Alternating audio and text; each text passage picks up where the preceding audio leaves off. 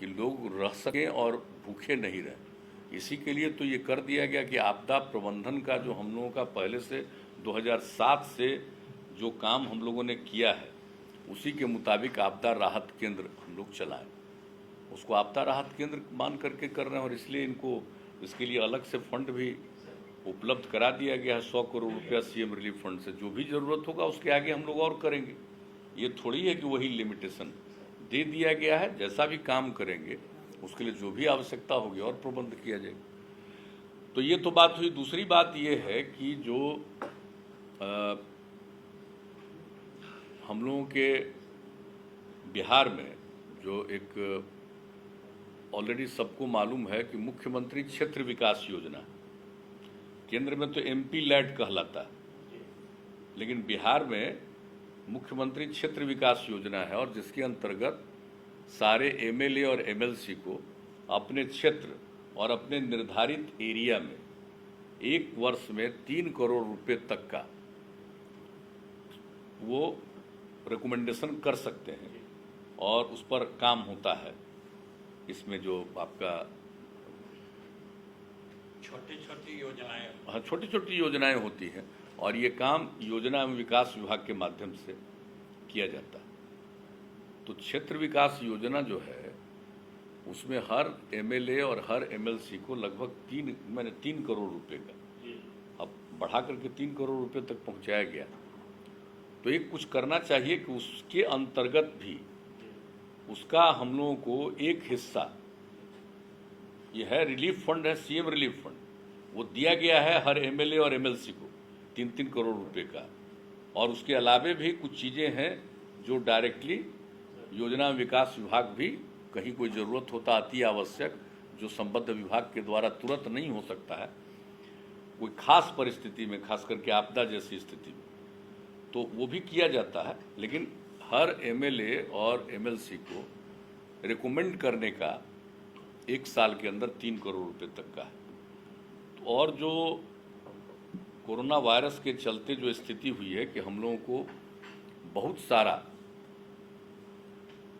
Health department को इसके treatment के लिए इंतजाम करना है, तो हम लोगों ने तो अधिकार दे दिया है। जो प्रधान सचिव स्वास्थ्य हैं उनको अधिकार दे दिया गया है कि जो कुछ भी चीज़ उनको परचेज करना है, इसके लिए वो अधिकृत है। जो भी रेट हो, जिस तरह से भी हो, अपना वो करें, उसके लिए देर नहीं करना है, इमीडिएटली, वो भी पावर हम लोगों ने दिया है। लेकिन जो एक बात है कि इतने तरह की चीज़ें हैं कि हर तरह का इनको प्रोक्योरमेंट करना है लोगों के ट्रीटमेंट के लिए, दवा से लेकर के अन्य सभी चीज़ें जो हम लोग देख रहे हैं। मास्क की बात कभी करते हैं, सैनिटाइजर की बात करते हैं, या और भी बड़े बड़े इक्विपमेंट उनके ट्रीटमेंट के लिए मेडिकल हॉस्पिटल्स में जो भी करना, वेंटिलेटर जो बहुत बड़ा चीज़ है। और वेंटिलेटर के लिए तो हम लोगों ने शुरू में ही, जब इसके लिए लॉकडाउन नहीं किया गया था, तभी हम लोगों ने ये निर्णय ले लिया था 13 तारीख को ही कि कम से कम जो बिहार में सभी अस्पतालों को मिला करके जो आईसीयू की व्यवस्था है, जिसमें वेंटिलेटर है, तो इस काम के लिए जो कोरोना वायरस से पीड़ित लोग हैं, इनके लिए कम से कम 100 हम लोग और ज़्यादा बढ़ाएं वेंटिलेटर के लिए। और सबसे पहले राज्य सरकार की तरफ से इन लोगों ने वेंटिलेटर के खरीद के लिए अपना भेज दिया। ये सब काम तो हुआ, लेकिन अभी उपलब्ध नहीं हो पा रहा, वो एक अलग विषय है। लेकिन बहुत सारा चीज़ अब जो काम कर रहे हैं, कोई पीड़ित है उसके लिए मास्क चाहिए, तो मास्क के लिए तो अभी व्यवस्था की गई है कि लोग जो मास्क पहनेंगे उसके लिए इन लोगों ने जीविका समूह के माध्यम से करना शुरू किया है। और सैनिटाइजर की दिक्कत है, तो वो भी 2 जगह पर से, हाजीपुर और आरा में, ये काम भी इन लोगों ने करना शुरू किया सैनिटाइजर। लेकिन एक तो अलग विषय है, लेकिन डॉक्टर्स को जो चाहिए मास्क, वो तो और दूसरे तरह का चाहिए। और मास्क के अलावे उनके पास और कुछ उनको चाहिए।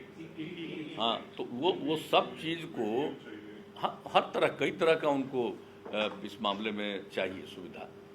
तो इसको ध्यान में रखते हुए हेल्थ डिपार्टमेंट को इन सब कामों के लिए, कोरोना वायरस को ध्यान में रखते हुए अतिरिक्त राशि की आवश्यकता।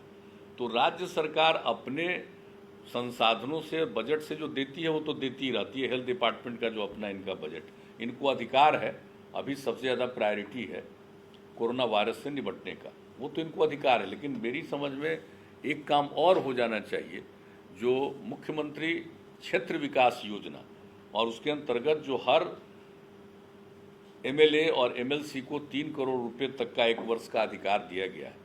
तो मुझको ऐसा लगता है कि मुख्यमंत्री क्षेत्र विकास योजना के अंतर्गत हर एमएलए और एमएलसी के लिए न्यूनतम, मैंने जो उनको 3 करोड़ रुपए का 1 साल में प्रावधान किया गया, 50 लाख रुपया जो मुझको लगता है, उसमें से 50 लाख रुपया सीधे हेल्थ डिपार्टमेंट को ट्रांसफ़र किया जाए। और मुख्यमंत्री क्षेत्र विकास योजना में इस बात को विशेष तौर पर शामिल करके कि अब ये कोई क्षेत्र विशेष और एरिया विशेष के लिए उनका नहीं, बल्कि ये होना है कोरोना वायरस को ध्यान में रखते हुए उसके लिए जितने चीज़ों की आवश्यकता है तो सीधे हेल्थ डिपार्टमेंट को चला जाए। और इसके लिए हेल्थ डिपार्टमेंट में एक अलग अकाउंट बन जाना चाहिए, जैसे पहले से हम लोगों ने किया हुआ कालाजार के लिए, जो पहले से किए हुए कि जो कालाजार के पीड़ित होते हैं उनको हर पीड़ित को 6,600 रुपये उनको दे दिया जाता है।